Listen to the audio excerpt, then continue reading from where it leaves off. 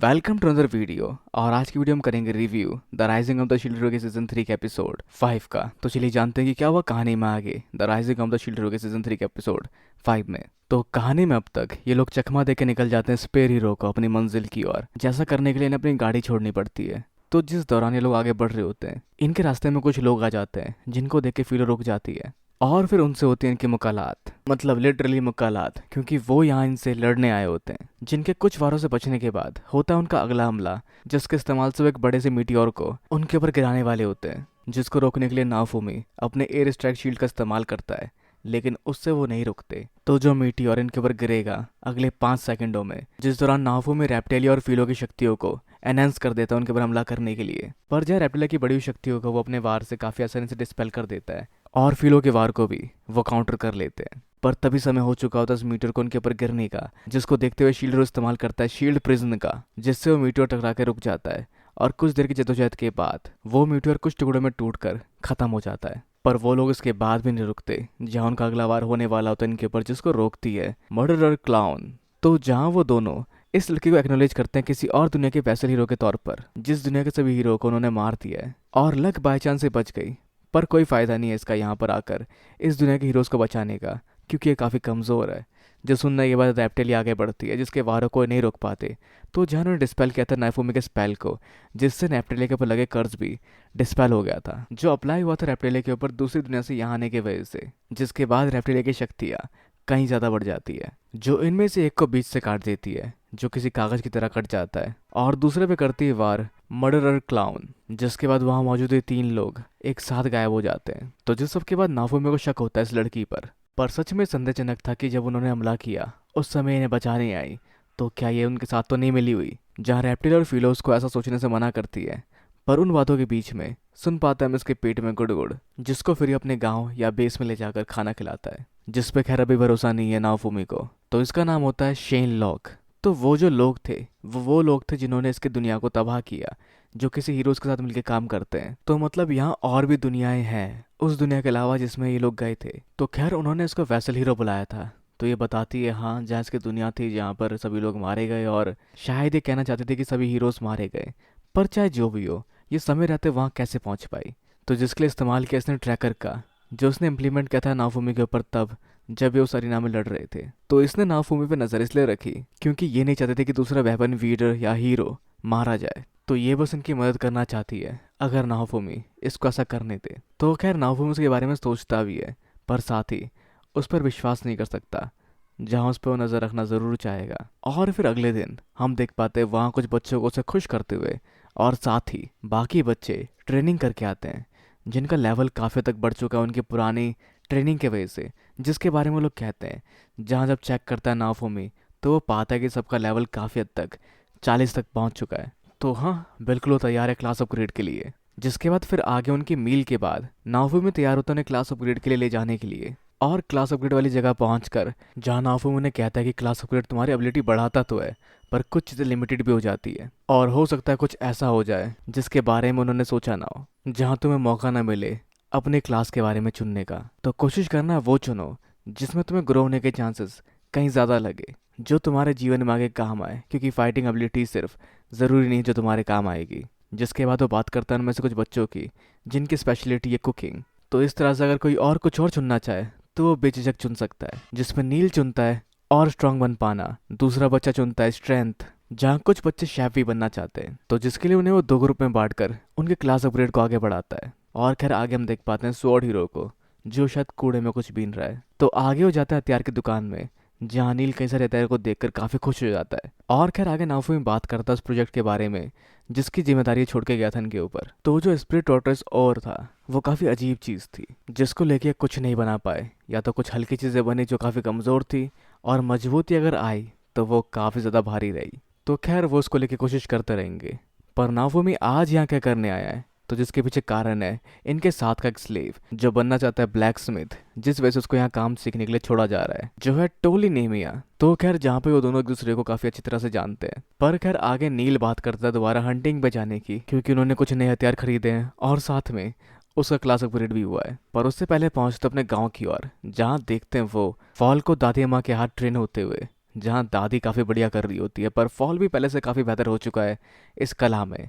पर दादी अमर still rocks. और साथ ही हम देख पाते हैं एटला को, जो अब पहले से ज़्यादा चलने फिरने लगी है, और साथ ही कुछ वारों से बचना भी सीख चुकी है, या कुछ वार करना भी सीख चुकी है। जिसको देख नाओमी उसको इनवाइट करता है हंटिंग के लिए, जिस पर फॉल उसकी चिंता करता है, पर उसके हिसाब से वो खुद को संभाल सकती है। जहाँ वो फॉल के ज़्यादा बोलने पर उस पर इस्तेमाल करता है दादी अम्मा वाली टेक्निक, और फॉल उस हमले से भी गिर जाता है। तो खैर फॉल को भी वो हंटिंग में शामिल कर लेता है, और रैप चैन भी जाना चाहते हैं वहाँ पर। तो खैर आगे नाओमी की बात होती है कि यहाँ पर कुछ लोग स्पिरिट टॉर्टोइस के इवेंट के दौरान जेल टूटने की वजह से आज़ाद हो चुके हैं, जो वैसे है तो क्रिमिनल्स ही, जो 3 कार्डिनल हीरोज को मानते हैं।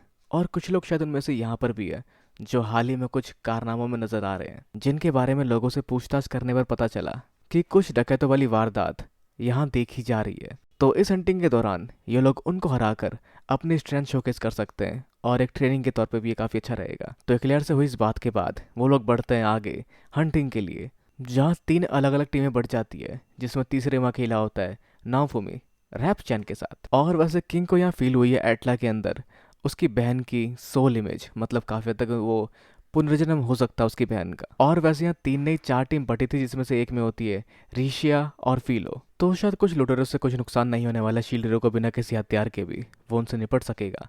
पर कुछ देर और आगे बढ़ने के बाद रैपचन उसे कहती है रुकने के लिए, जो करती है डायरेक्ट नाओफुमी को, जिसका पीछा करते हुए पहुंचता है नाओफुमी गुफा के पास, जहां होते हैं स्पीयर हीरो और मुखौटा पहना हुआ स्वॉर्ड हीरो, जो दोनों आपस में लड़ रहे होते हैं। जहां स्पीयर हीरो की स्पीयर अलग ही रंग में चमक रही होती है, जो थोड़ा संदेहजनक लगता है। और साथ ही स्वॉर्ड हीरो भी यहाँ नकाब पहने लड़ने पर लगा हुआ है, जिसकी हालत देखने में थोड़ी सी खराब लग रही है। जिन दोनों को देख काफी तक हैरान होता है नाओफुमी, तो क्या होगा आगे? क्या ये दोनों ये वो लुटेरे, और क्या ये दोनों सामना करेंगे नाओफुमी का, और जिस वजह से नाओफुमी को इनसे लड़ना पड़ेगा? तो खैर अब आप क्या सोचते हैं क्या हो सकता है आगे? और कहीं ये लुटेरे बहरूपिये तो नहीं जो हीरोज के रूप में है?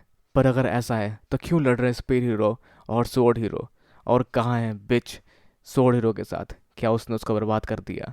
तो चलिए जानते हैं क्या हुआ कहानी में आगे the rising of the shield hero के, जहां हम देखते हैं रैन की पहले की जिंदगी, यानी कि स्वॉर्ड हीरो की पहले की जिंदगी, जो काफी ज्यादा इंट्रोवर्ट था। पर अगर कोई इंसान दुनिया से कटता है तो कहीं ना कहीं वो जरूर जुड़ता है, जो थी उसकी गेमिंग की दुनिया। और जहाँ गेमिंग के एक्सपीरियंस की वजह से ही इस वर्ल्ड में काफ़ी अच्छा कर रहा था, उसे बहुत सारी चीज़ें पता थी, क्योंकि ये काफ़ी हद तक उसके गेम ब्रेव स्टार ऑनलाइन की तरह था, जहाँ उसी उम्मीद में रोकने पहुँचते हैं स्प्रिट टॉर्टोइस को भी, क्योंकि स्वॉर्ड हीरो को लगा वो इस दुनिया को भी काफ़ी आसानी से कंप्लीट कर लेगा। पर अपने ब्रेव स्टार ऑनलाइन के एक्सपीरियंस के बावजूद भी वो स्प्रिट टॉर्टोइस को नहीं रोक पाता, और उसके सभी साथी मारे जाते हैं। जहाँ उसको उम्मीद थी सिर्फ वेबसाइट की इन्फॉर्मेशन की तरह काम करेगी, पर इनके उस तहकीक के लेवल तक पहुँचने के बावजूद भी ये लोग कुछ नहीं कर पाए।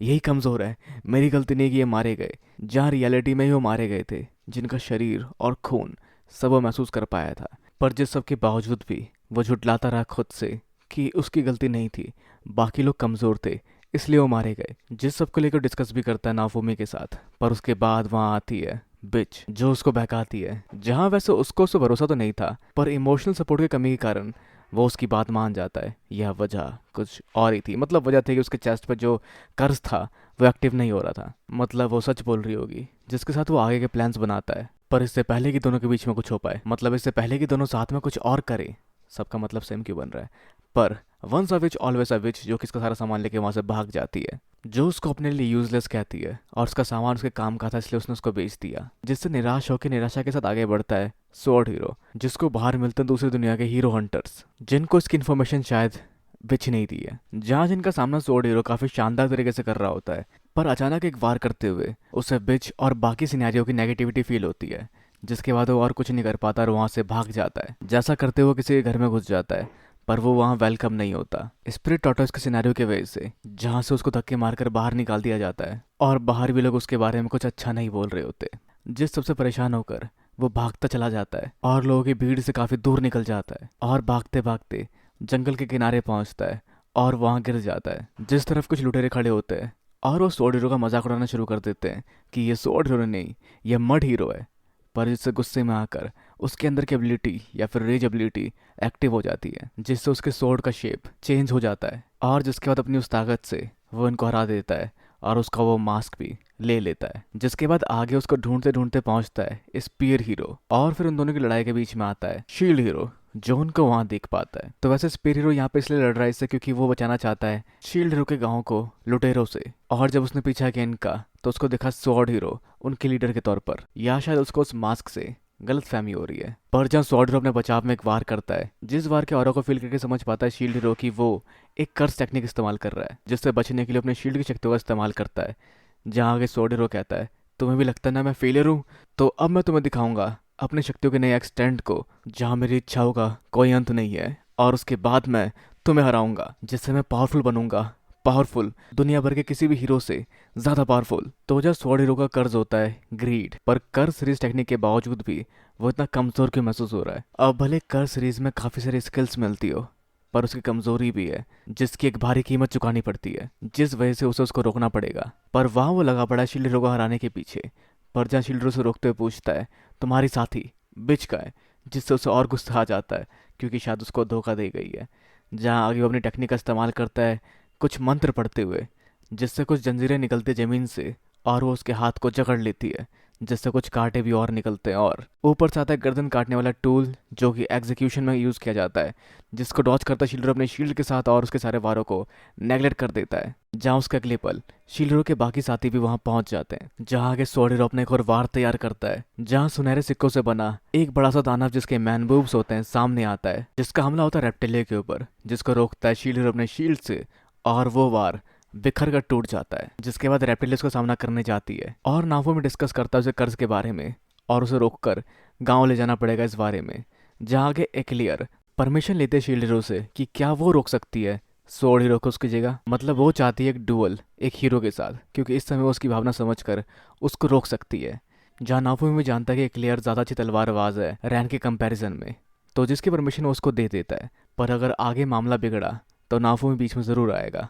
तो उसके साथ आगे बढ़ती है क्लियर नावोमी के ज़वायत औरा के साथ और चैलेंज करती है रैन को। जहाँ रैन उसको हराने की भावना से आगे बढ़ता है, पर वो उसको बराबरी की टक्कर दे रही होती है, या शायद उसका अपर हैंड होता है।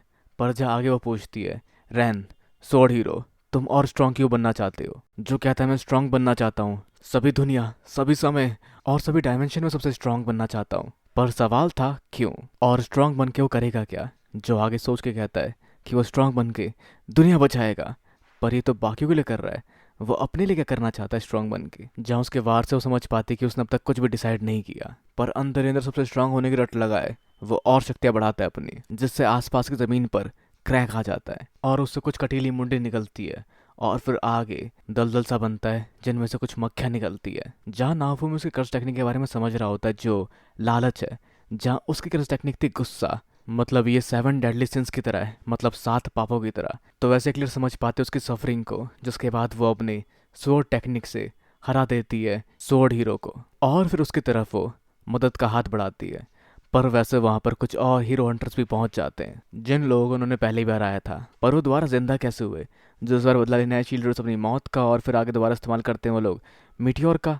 पर जिसको इस बार रोकता है स्पेयर हीरो अपनी शक्ति से, और दोनों को लगातार एक के बाद एक तगड़े तगड़े वार से हरा देता है, जो काफ़ी इंप्रेसिव था वैसे। पर वो दोबारा जिंदा कैसे हुए थे? जहाँ वो देख पाते उनके सोल्स को जोड़ के जा रहे होते ऊपर की तरफ, जिनके सोल्स को काट देते रेप्टिलिया स्प्रिट ब्लेड सोल स्लाइस से। जहाँ आगे शील्ड हीरो का सवाल होता है स्पेयर हीरो से कि तुम पावरफुल कैसे बने? जहाँ वो कहता है कि नाभूमि के शब्दों ने उसे स्ट्रांग बनने दिया। जहाँ शायद ये उसकी कर्ज टेक्निक हो सकती है, जिसमें वो लोगों के शब्दों को सुनकर जिनको एक्नॉलेज करता है पावरफुल बन सकता है। पर ये काफ़ी पॉजिटिव होगी, पर ऐसा हो भी सकता है क्योंकि उसकी स्पेयर भी कर्ज टेक्निक की तरह चमक रही होती है। जहाँ वैसे क्लियर रैन को इनवाइट करते हैं अपने साथ ट्रेनिंग करने के लिए और पावरफुल बनने के लिए, क्योंकि भले ही वो अभी कमज़ोर है, पर फिर भी तुम्हारे अंदर कोई ना कोई तगड़ी स्ट्रेंथ ज़रूर छिपी होगी। जहाँ हम देख पाते रैन के रियल स्कूल लाइफ को, जहाँ उसने अपने दोस्तों को बचाने के लिए या अपने स्कूल के बच्चों को बचाने के लिए बीच में कूद गया किसी वार के, जिससे उस चाकू का वार उसको लगा। तो आगे इन्वाइट करते रैन को ताकि वो अपने पुराने हुनर को जो पॉजिटिव वे में आगे ले जा सकता हो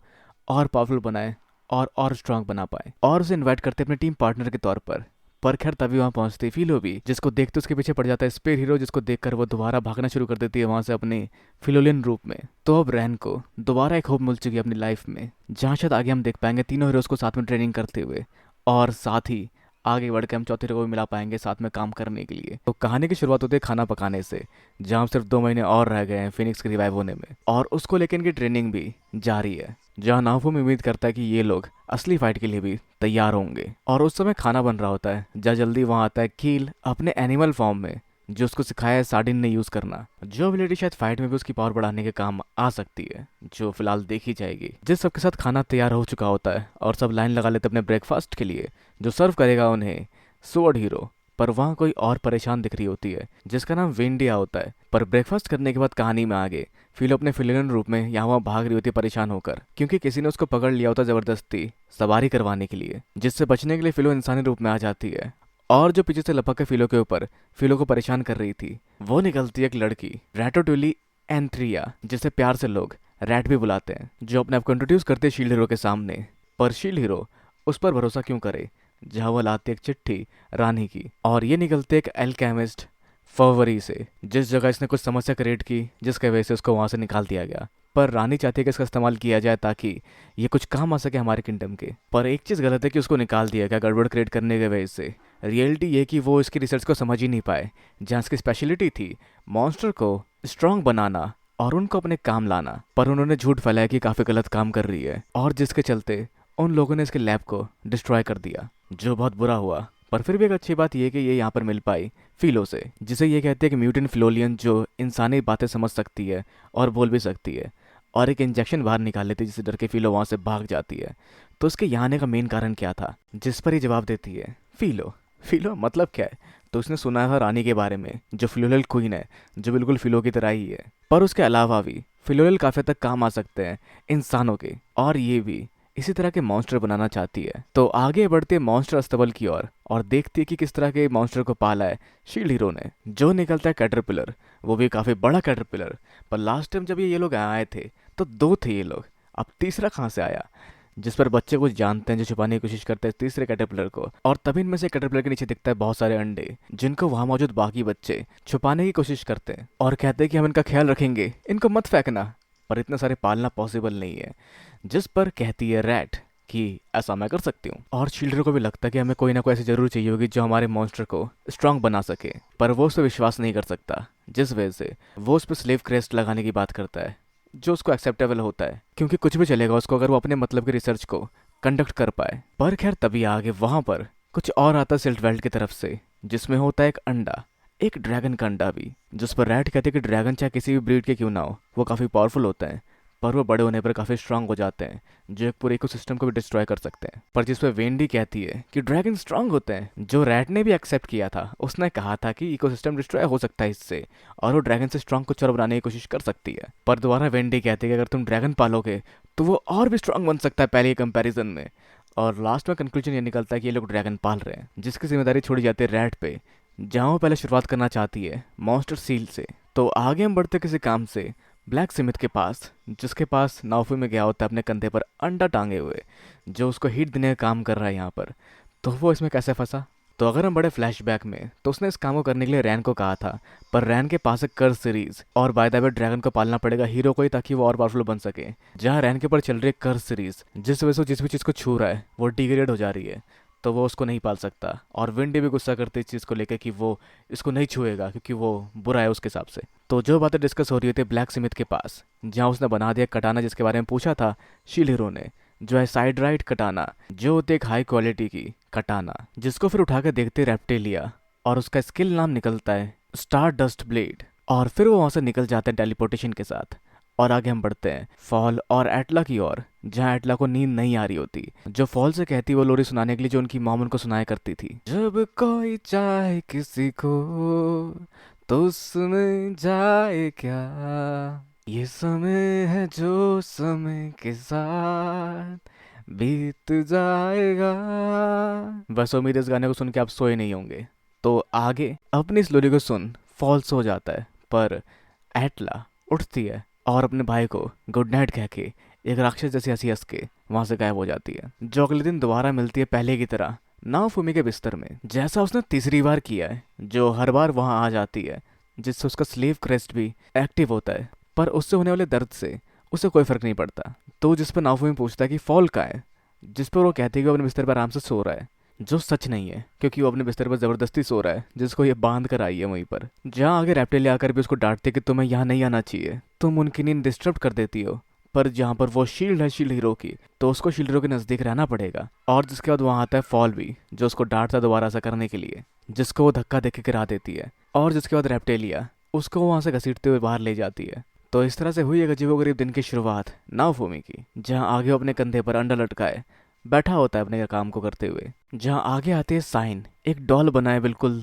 कील की तरह, जिससे अपनी बातें साफ साफ कह पाती है अब नाओफुमी से, जो एक ट्रांसलेशन टूल था जिसको उन्होंने पाया अपने दुश्मनों को हराने के बाद, पर उसका इस्तेमाल वो खुद पर डायरेक्ट नहीं कर पाई क्योंकि उसके वेसल वेपन में वो चीज़ काम नहीं की। इसलिए डॉल के थ्रू वो ट्रांसलेट कर रही है अपने आप को, ताकि उसकी बात और क्लियर इनको समझ आ सके। और कहानी में हम आगे देखते रैन और एक्लेयर को, जो दोनों साथ में कुछ और समय स्पेंड कर रहे हैं, जहाँ रैन कुछ सीख रहा था या पढ़ रहा था, जहाँ एक्लेयर के उसके अचानक पास आने से वह घबरा जाता है। और वैसे हम देख पाते हैं आगे रैट को, जिसने बहुत सारे यहाँ कैंप लगा दिए किसी कैंपिंग सीड या प्लांट के साथ, जिससे हर जगह बहुत सारे घर जैसी चीज़ें बन जाती है, जिनका बीज लगाने पर जल्दी से ये इस तरह के घर बन जाते हैं, जो मोस्टली यूज़ किए जाते हैं कैंपिंग के लिए।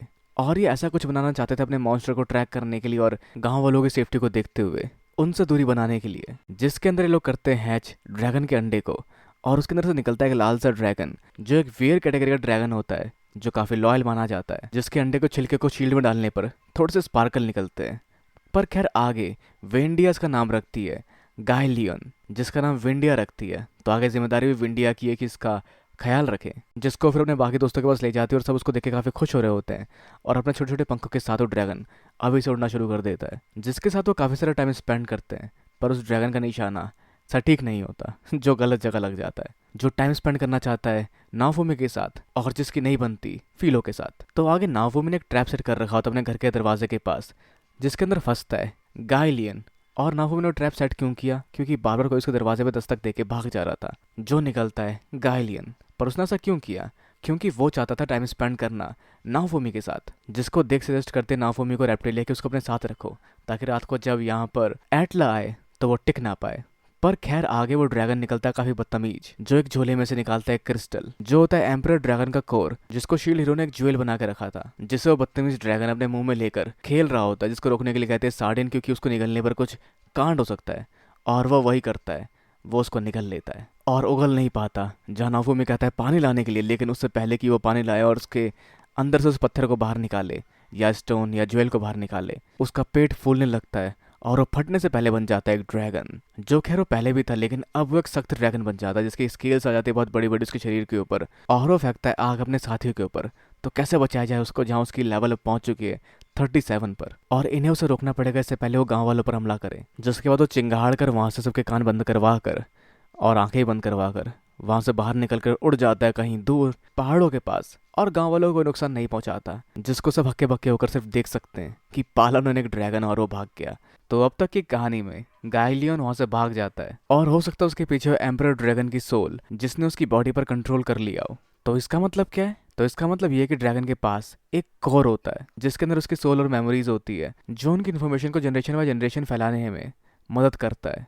और शायद इसी वजह से उस कोर को ऑब्जर्व करने से गायलियन ने अपने ऊपर से अपना काबू खो दिया। तो जिसके बाद आगे ये लोग प्लान कर रहे होते हैं गायलियन को बचाने के लिए और उस तरफ बढ़ने के लिए। पर एक समस्या आ जाती है और वो होती फीलो, जो बीमार हो चुकी होती है, जो शायद उस कर सीरीज की वजह से हुआ, क्योंकि फीलो ने भी ड्रैगन के कोर को खाया था। जहाँ वैसे फीलो का लेवल और एचपी काफ़ी तेज़ी से गिर रहा होता है और गायलियन का लेवल और एचपी बढ़ रहा होता है। जहाँ फीलो का लेवल ट्रांसफ़र हो रहा होता है गायलियन को, जिसके अंदर से फ्लो होते टेरिबल सी शक्तियों को फील कर पाती है एटला, और अपने हुनर से उसके इस फ्लो को काफ़ी हद तक कम कर देती है। तो अब इसके साथ उनके पास कुछ और समय फीलो को बचाने का, और शायद अगर ऐसा चलता रहा तो फीलो का लेवल शायद 1 तक पहुंच जाएगा, या फिर 1 भी नहीं, वो शायद मारी जाएगी। जिन सब चिंता में डूबा होता है शील्ड हीरो, तो आगे इस बग्घी का इस्तेमाल नहीं कर सकते क्योंकि फीलो उनके साथ नहीं आ रही, और उसको छोड़ के वो आगे बढ़ने वाले होते हैं। लेकिन फिर वो जिद करते हैं साथ आने की, भले वो बीमार हो, लेकिन वो खींच लेगी इस बग्घी को, जिसके साथ मेल्टी, विंडिया और एटला भी आते हैं, क्योंकि वो हील कर सकती है फीलो को। और एटला के साथ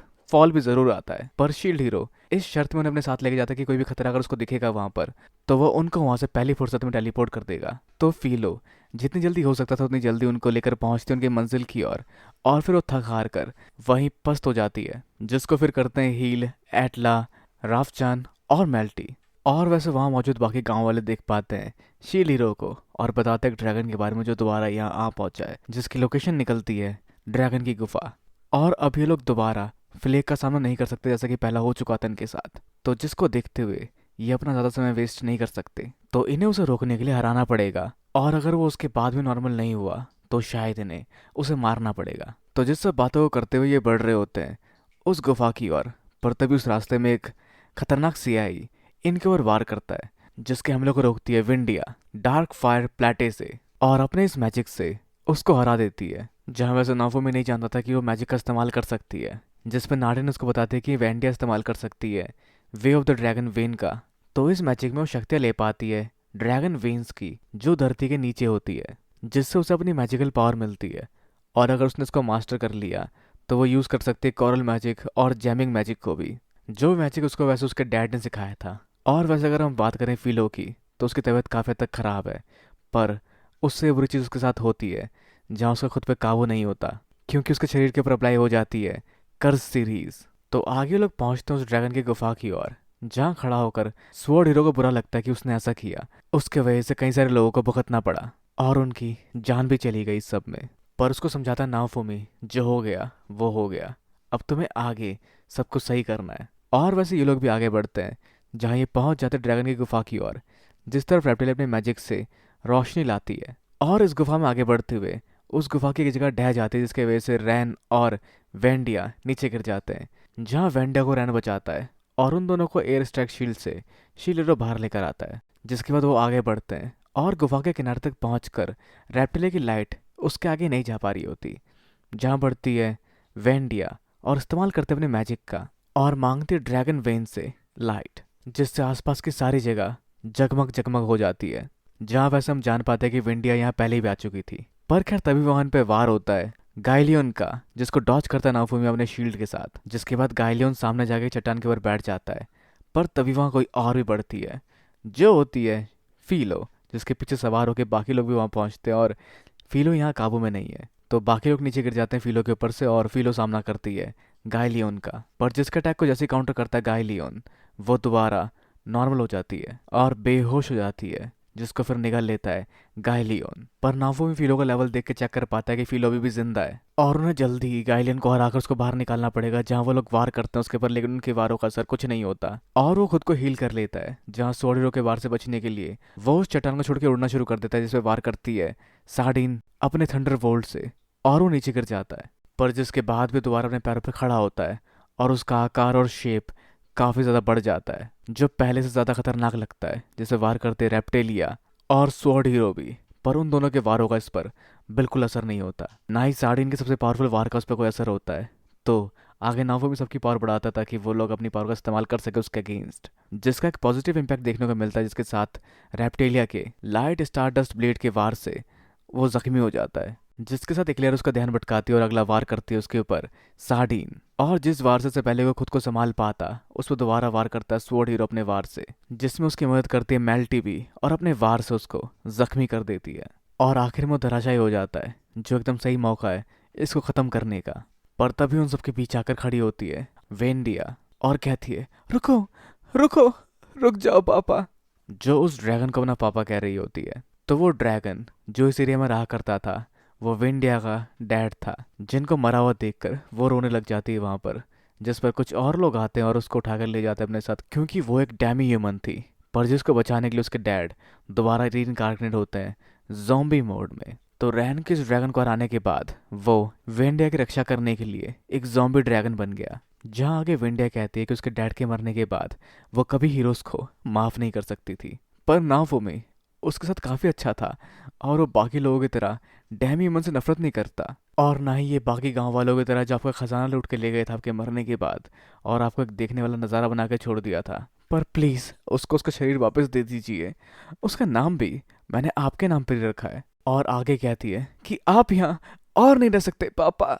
पर जिसे सुन वो ड्रैगन दोबारा खड़ा होता है और एक वार करने वाला था विंडिया के ऊपर, जिसको रोकता है स्वॉर्ड हीरो, जो जख्मी हो जाता है, जिसको थोड़ा बहुत ये लोग हील कर देते हैं। पर खैर आगे वो ड्रैगन नहीं होता जिसके बारे में विंडिया सोच रही होती है, क्योंकि वो होता है emperor dragon, ruler of all monsters. तो आगे नाफू में समझ पाता है कि इस दुनिया के ज़ॉम्बी ड्रैगन का और किसी दुनिया के एम्पर ड्रैगन के सोल आपस में मिक्स हो गए।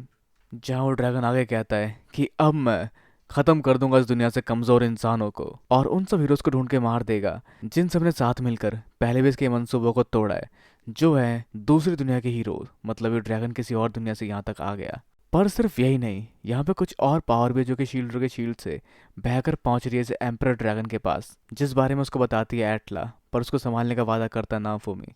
तो अब आगे ये लोग पूछते हैं कि फिलो का इसने क्या किया, जिसको दिखाता है अपने छाती के अंदर उसने बसा लिया है, क्योंकि उसकी शक्तियों से उसको शायद पावर सप्लाई मिल रही है जो उस ड्रैगन के मसल्स से जुड़ चुकी है। जहाँ नाफूमी देख पाता है फिलो के लेवल को तेजी से कम होते हुए, और आगे वो जवायत और का इस्तेमाल करते हुए रेप्टिलिया को आगे भेजता है। पर रेप्टिलिया की लाइट स्टार डस्ट ब्लेड के वार से भी कुछ नहीं होता उस ड्रैगन के ऊपर, और ना ही साडिन के हारपून और दोनों तलवारबाज की तलवारें उस पर कोई असर कर पाती है, और साथ ही मेल्टी का वार भी उस पर कोई काम नहीं आता, क्योंकि वो कहीं ना कहीं डिफेंस पा रहा है शील्ड रो के शील्ड से, क्योंकि उसके अंदर भी कहीं ना कहीं उसका कोई हिस्सा लिंक्ड ज़रूर है। तो अगर शील्ड हीरो रैथ शील्ड का इस्तेमाल करेगा तो उससे कहीं ना कहीं वो कमज़ोर पड़ जाएगा, पर उससे शील्ड हीरो भी कमज़ोर ज़रूर पड़ेगा। पर फिलो को बचाने के लिए उसको ऐसा करना पड़ेगा। पर उसे क्या लगता है कि वो ड्रैगन उसको ये करने देगा, जहाँ उस ड्रैगन ने उसके शील्ड की इस एबिलिटी को काफ़ी हद तक लॉक कर दिया है, जिसको अनलॉक नहीं कर पा रहा शील्ड हीरो, जो अपने अंदर शक्तियाँ बढ़ाए इन पर हमला करने वाला है, जो एक तेजतर्रार धमाकेदार वार करता है जिससे आसपास के सभी लोग जख्मी हो जाते हैं। बस शील्ड हीरो को छोड़ के जो अपने शील्ड से सुरक्षित रह जाता है, और साथ ही विंडिया, फॉल और एटला अपने पैरों पर खड़े होते हैं, जहाँ आगे विंडिया कहती है, पापा पापा प्लीज होश में आ जाओ। पर वो इतने होश में आ जाता है कि वो अपनी बेटी पर वार करने ही वाला होता है। जिस तरफ बढ़ता है शील्ड हीरो अपने शील्ड की कई सारे लेयरिंग लगा देता है उनके आगे, ताकि उसके वार इन पर असर ना करे। पर सारे शील्ड के लेयरिंग को तोड़ते हुए बढ़ता है उसके मेन लास्ट शील्ड के लेयरिंग की ओर, और इनको हराने वाला होता है, या शायद हरा चुका होता है, जिस बारे हम जान पाएंगे इसके नेक्स्ट एपिसोड में, जिसका टाइटल है एम्परर ड्रैगन। तो खैर, अब आप क्या सोचते हैं कि क्या हो सकता है the rising of the shield के सीजन 3 के एपिसोड 9 में? अपने विचार में नीचे कमेंट बॉक्स में बिल्कुल, इस वीडियो को लाइक, शेयर और चैनल को सब्सक्राइब करना भी बिल्कुल ना भूले। तो तक के लिए मिलते हैं अगली वीडियो में। Sayonara and have a nice day.